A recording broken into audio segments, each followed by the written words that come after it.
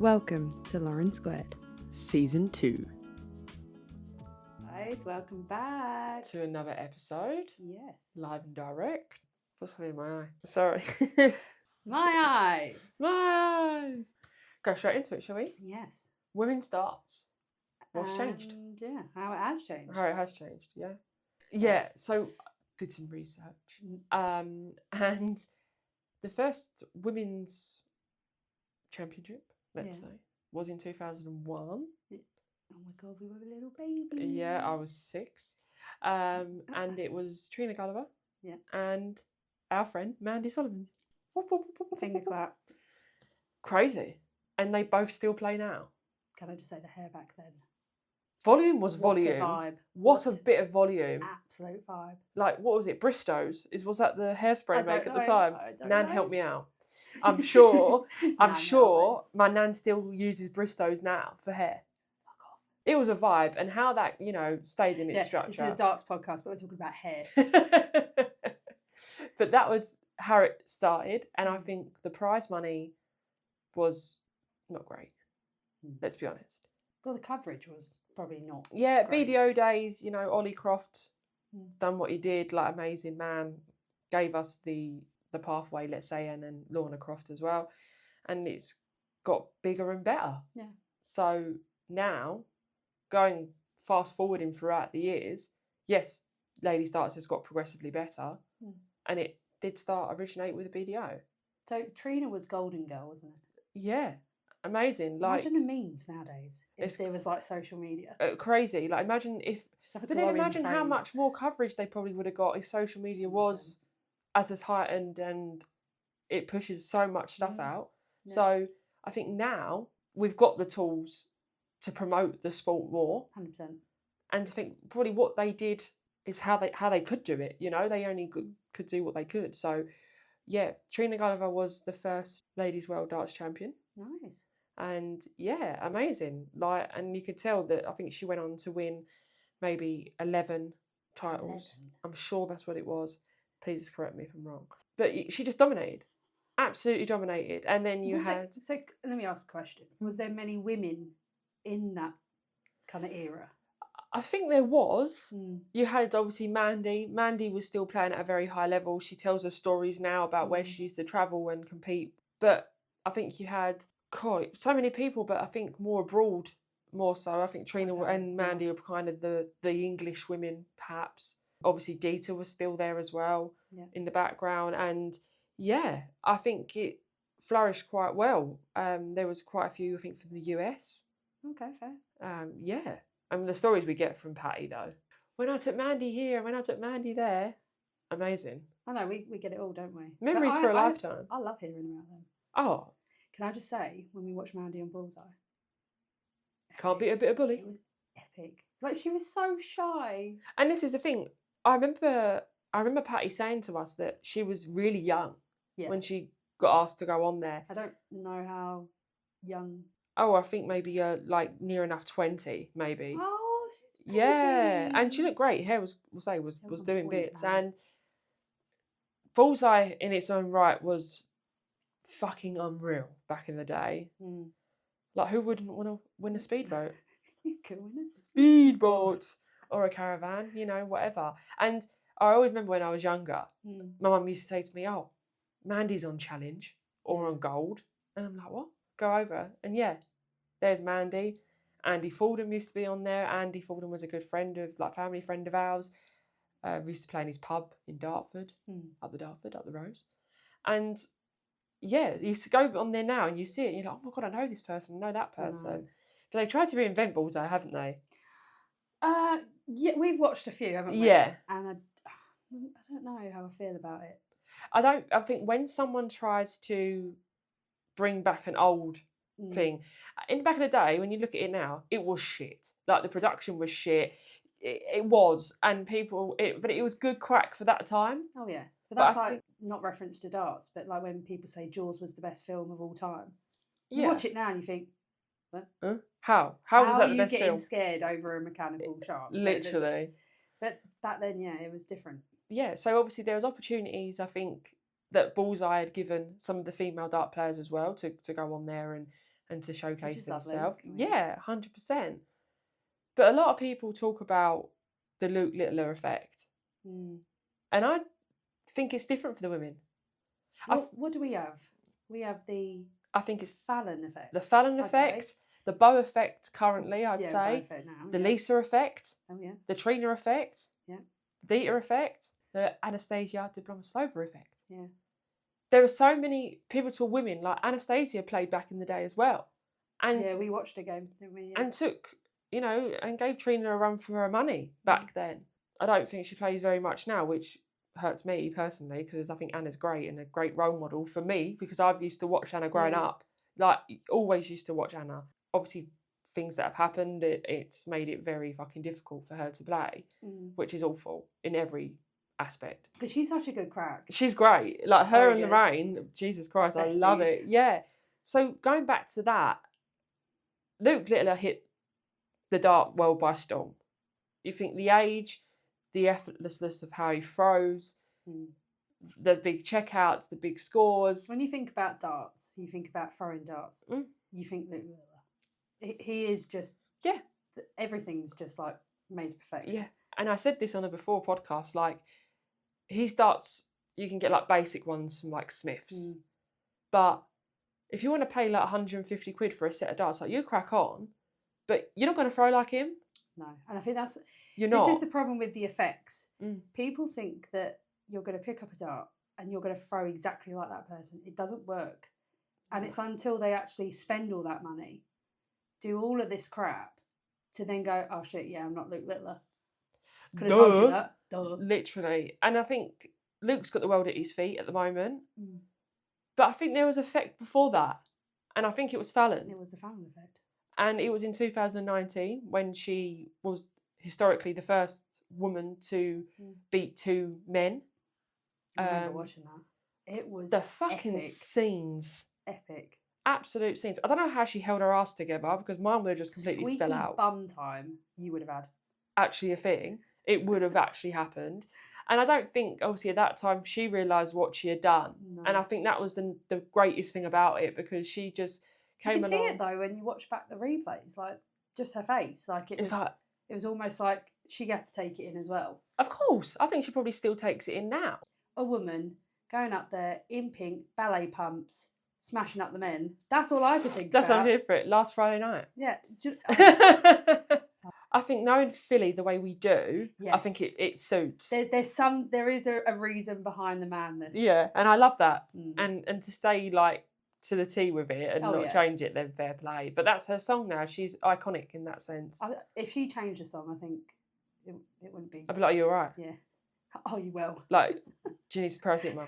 Like, but it did start with Fallon. So she beat Ted Everts, and then she beat Mensur Suljovic. Yeah, that was a bit of a fucking mouth, wasn't it? Mensur Suljovic. Yeah. It was just a hard game. And she took out some fucking good checkouts. Ton pluses galore. And yes, the crowd take their part, but I think that's what Ali Pali is. Ali Pali is that sense of like, it's a party. Yeah. And we throw some darts in between. But that's why it is such a great competition and everybody looks forward to it. Even if you're not a darts fan, everybody will tune into it to watch it. Everyone watches it. I wasn't even a dart fan at that point. Yeah. Still watched it. Like, my nan watches it. Yes, Nan. I love her with all my heart, and it's like, I think she's still kind of trying to understand it. But if she sees me on the stream, she's like, oh, you're on the telly. But then going away from Fallon, we've had Lisa. Love Lisa. That achieved great things by being the first female to win a PDC tour card. That is insane. Through Q School, can I add? I'm not going to lie. Love Lisa. But she scares the shit out of me when she plays darts. It's game mode. She is just the epitome of just like, I'm going to absolutely kill you now. And I'll shake you around and give you a big cuddle afterwards. Yeah. No, it's like two versions. But I love that. And we spoke about this on the last step. You have to get into that game mode. Yeah. And if you're not in that game mode, then you've just... Most of the people on tour, I think, like for the women's series and stuff, everyone knows each other now. So you do build relationships, but you need to not let that be in the way. Yeah. Oh, she's a really nice girl. But that's what I think sets them apart. They've got like top 6 to 8 gear. Yeah, every gear known to man. And it's like they can judge the game and know which gear to get into. Like, do I need to go into sixth? Now I'm cruising at fourth. They are like that. They're like a machine. And it's running lovely. I mean, yeah. Oiled up to the max. Like, it's beautiful. And for Lisa to go to Q School and get her card, Q School is fucking grovelling. How many women went that particular year? I have no idea. I'm going to be honest. Yeah, I have no idea. Maybe someone can give me that stat, but... Because if that's the case, that would have been intimidating in itself. Imagine. Like, let's just say for argument's sake, she's the only woman that turned up. Like, I'd be shitting bricks. Yeah, because you've got more pressure, and the men, I don't care what people say. Testosterone levels were massive. Oh God, I can imagine if someone lost against a female, they'd be going home. They wouldn't Emotional damage. They would not do it. And for Lisa to do that as well for the women's sport, and for herself, you know, it's crazy. Unbelievable tickers. Unbelievable, Jeff. Yay! I got it in. But people, we say in the top 8 of the women's, let's say, series at the moment in the rankings, they've all done things within their career that have influenced other youngsters, females, to even the likes of like you've been playing darts for fuck knows how long, but you know, I'm sure you've watched, and it's been 84 years. It's been 84 years. But no, you've probably watched them, and it's lovely being at PDC in the same room as them. I'm not gonna lie. It was. I think when I first went, it was like a pinch me moment. Yeah. And I was like, I've been watching these people on the TV, following them on social media for years, and then they're just normal people. Oh yeah, 100%. Like, and such great people as well, and really welcoming. Like, some of the feedback and the things that I've had from people of that stature has made me a better player. 100%. Lisa being one of them. Lisa, she's very good with advice. And I think the advice that and obviously I don't know if the girls or Lisa watches this, and I hope you do, but there was a clinical bit of advice that was given via you to me, wasn't it? Mm-hmm. And we set that tone from the next event, and I flourished. Yeah, sometimes the advice that she gave, it's not that you weren't aware of it, but actually you just needed to hear it. Yeah. Because sometimes it warrants them your next move. Of course. And that's exactly what happened. And that's what's happened. And that's the reason, well, one of the reasons, obviously I'm playing good darts, but the reason I am... a bit more conscious now. Yeah, and I'm doing better in every aspect, in the sense of table rankings and just clutching wins, really. But then we get to Beau. Okay, sorry. What a woman. Okay, I don't know where she just appeared from, but it's absolute greatness. I remember, this is going back some now, there was a TV show or documentary that was put out, and it had, I think, Peter Manley on the panel, Anastasia, and a little young Beau Greaves with Russ Bray. And I think she threw 9 darts, and I think she didn't score under a ton. Yeah, so she... this might have been the one I watched. I did watch one where she was with MVG, and she was like, baby. Yeah. Baby version. Honestly, what a fucking woman that is. Yeah. We talk about the tops and greats of the sport, but Beau, I'm sorry, like, you have my heart. She is such a chilled person. But she is humble. Our equivalent for the ladies to Luke Littler.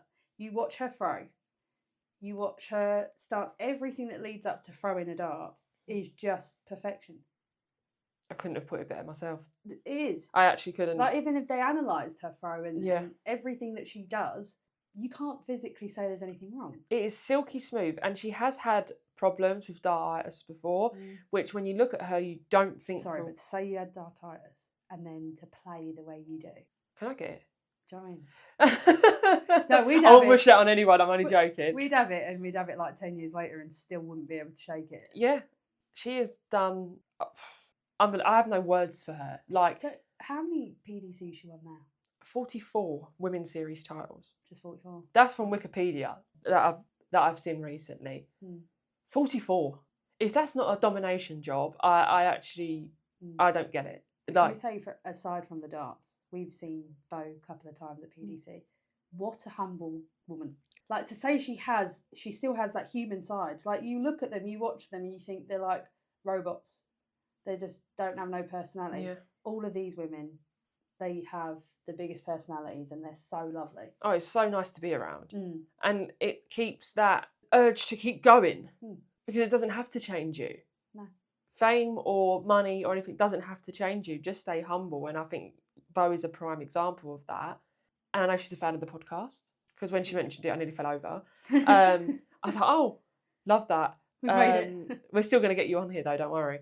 But honestly, she's won development doors. I honestly can't justify or even probably calculate how much she's done. Well, that's what I was going to say to you about the pressure. Do you think it gets to people? Because I can imagine in Fallon's time, when it was the Fallon effect, the amount of immense pressure that she got from that. I think after beating Ted Everts, she's already ticked a book. She's already completed history. She's got through the first round, you know, because like we've just seen in the last World Darts Championships, what a fucking shit draw some of the women have got. Yeah, that was hard. And it was a tough watch. But for Fallon, she'd already ticked off that game, and then going into the next game. So with Mensah, I don't think she actually took a lot of pressure in with it. I thought she's like, I probably either win this or I don't, but I'm going to have a good time. Yeah. And the crowd were on her side. I think obviously we could use to her advantage, then take whatever you can get.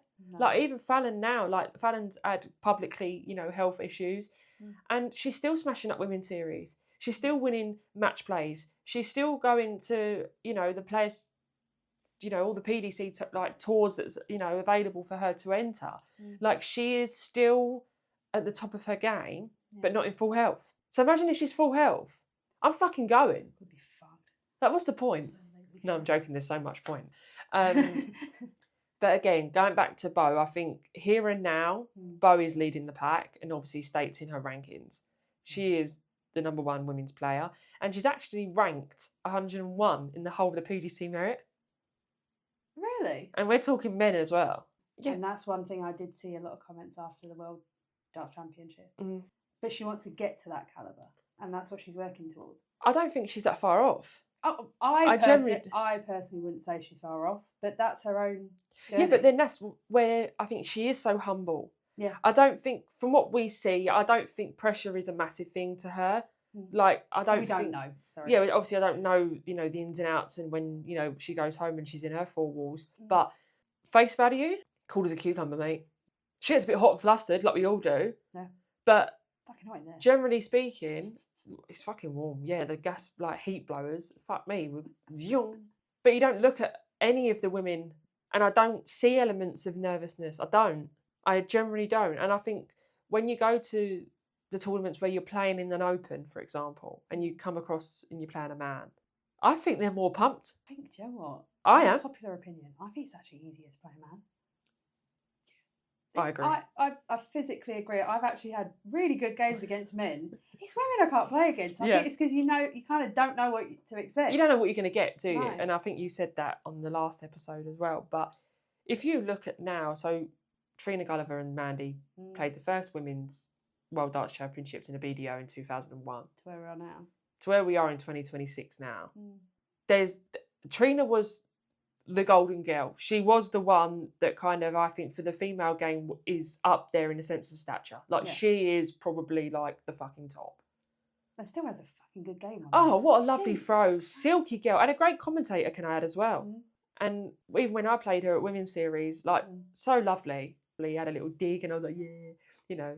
Yeah, but following that game that you did beat Trina, she was really, really humble about it. Yeah. Like, she'd see passing and go, you know, make comments and stuff, but it was a laugh. Of course. And that's what it should be, not in the corner. No. It's the element of fun. No. I think, and we've always said on this podcast, as long as you enjoy darts, keep going with it.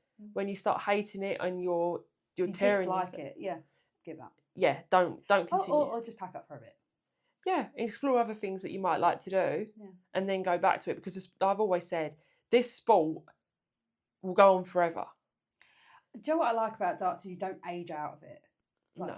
Yeah, but that's what I mean. There's no age on darts. Not at all. It actually just boils down to persistence, practice. Yeah. And if you want it. Yeah. I mean, at the moment, it's really hard to beat Beau. I'm going to be honest. It is, and I think she's absolutely dominating. She is, and fair play to her. Like she's human.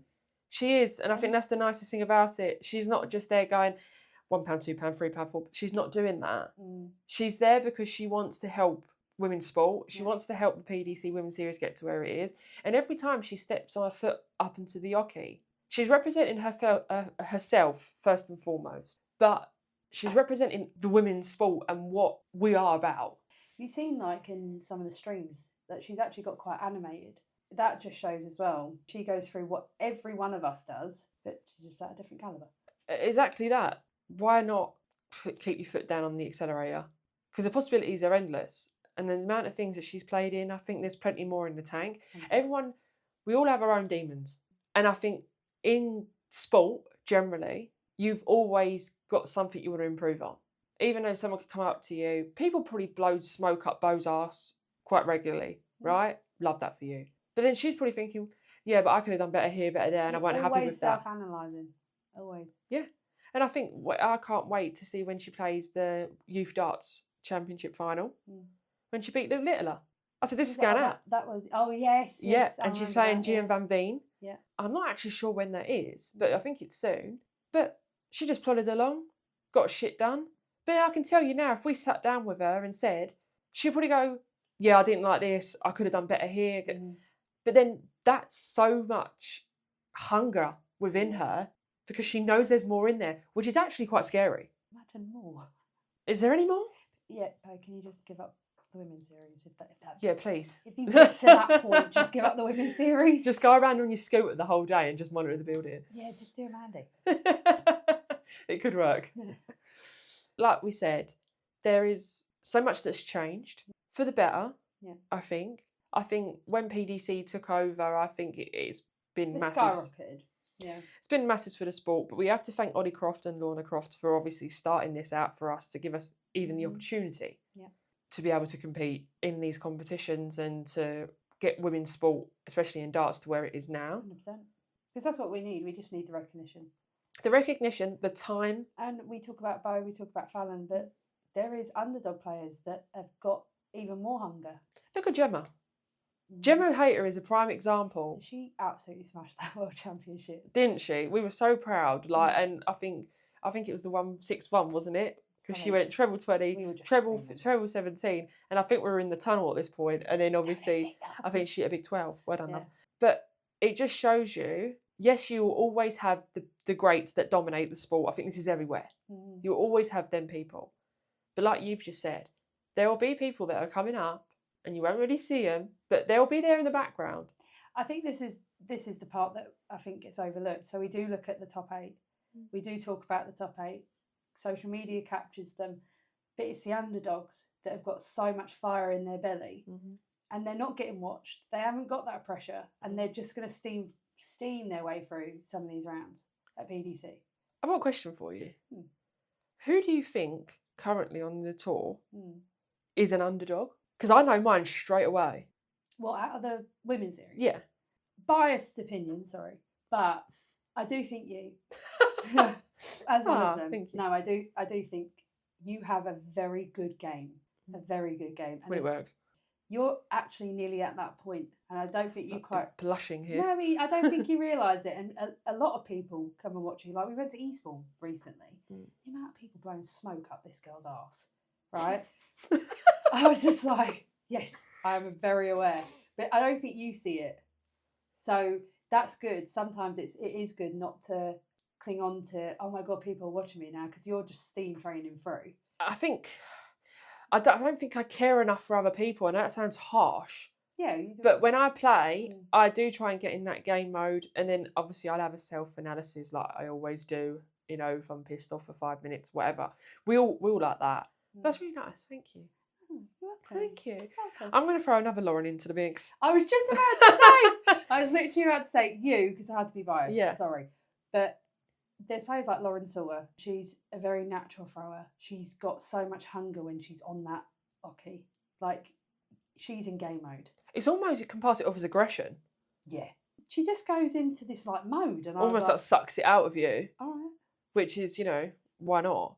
No, But no, Lauren's a very good example of that. I agree. I think the likes of Eleanor Kearns, Yeah. I think you've got to say as well. I've watched Eleanor so much last year. This girl was progressively getting more gears. And I think Eleanor's getting the recognition for herself. And the experience. Yeah. So she's had some good news with Target recently. Congrats, babes. Well done. But she's up there, so she is getting recognised, which is great. And, we applaud Eleanor because she's scary as well on the dartboard. Honestly, she's got hop, skip and jump, throw. Quite literally. Like, if you ever watch her, love you, sis, but there is a lot of movement. I think this is the pivotal thing as well of the women's series stream. So the women's series, yes, you need to put your people on there. But it's so nice. I saw towards maybe the back end of last year, there were some new faces on there. Holly McCain is a prime example. She smashed it. She beat Kim Holden quite convincingly. But what a great opportunity it was for her and her family that she wasn't with to watch her. Be able to watch her. And it builds confidence. So then you're seeing these people keep going through to the latter stages, and a last 32, last 64 game becomes a last 16, last 8 game. When you're in the PDC, there's so many balls. You don't just walk around watching other people. So sometimes you do actually fixate on the live stream when you're waiting around. Yeah, of course. So now you've seen someone like, oh shit, she just smashed Kim Holden. Do you know what I mean? And then you get her in a draw, you're like, fuck. I had her. The next time. Yeah. So it's a good opportunity. It's great. And I think for our women, just keep doing what they're doing. And we've always said this and say, until I'm blue in the face, I will continue to support. But yeah, what a massive turnaround for the sport and these opportunities, and long may it continue. But guys, thanks for joining us, and thanks so much, guys, for anyone that's continue to support us, because we love doing this. We do, and we want to continue to again put our stamp on the women's side and give you the bad, the good, the ugly. What do we say in our bio? The good, bad, the very shit, and the good boy, whatever the fuck it is. Well, yeah, all of it, all the realms. Guys, you've been joined by Dory and Bloomy. Catch you on the next one. Bye. Bye.